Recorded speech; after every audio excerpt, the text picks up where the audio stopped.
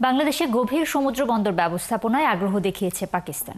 রবিবার ব্যবসায়ীদের শীর্ষ সংগঠন এফবিসিসিআই এর সাথে মতবিনিময়ের পর সফররত পাকিস্তানের বাণিজ্যমন্ত্রী বলেন, সমুদ্র বন্দর ব্যবস্থাপনায় দেশটির অভিজ্ঞতা বেশ সমৃদ্ধ। ব্যবসায়ীরা বলছেন, যোগাযোগেই দুই দেশের ব্যবসা বাণিজ্যে মূল বাধা।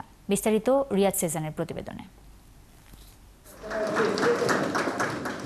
সফরের শেষ দিনে বাংলাদেশের ব্যবসায়ীদের সাথে মতবিনিময় করেন পাকিস্তানের বাণিজ্য মন্ত্রী জাম কামাল খান। দুই দেশ এক হলে ব্যবসা বাণিজ্যের নতুন দিগন্তের সূচনা হতে পারে বলে মনে করেন তিনি।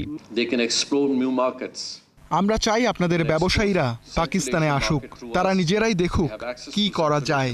তবে আমি বলবো, মধ্য এশিয়া, ইস্টার্ন আফ্রিকা, এমনকি মধ্যপ্রাচ্যের ব্যবসার দুয়ার উন্মুক্ত হবে।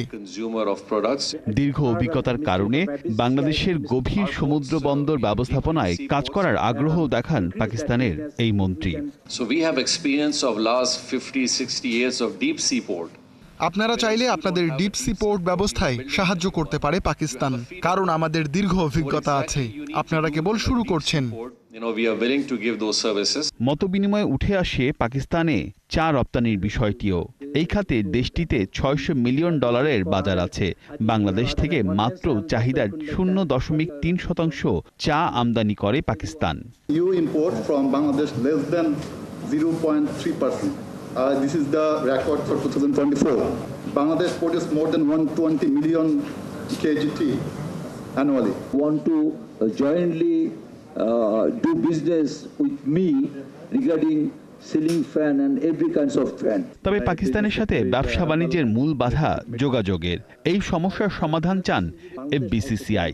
Working together, we can আমি মনে করি একসাথে কাজ করলে কাজের দ্বার উন্মুক্ত হবে।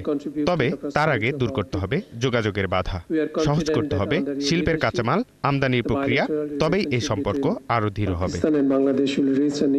বাংলাদেশের ব্যবসায়ীদের পাকিস্তানে আমন্ত্রণ জানান জাম কামাল খান। রিয়াদ সেজান, ৭১, ঢাকা।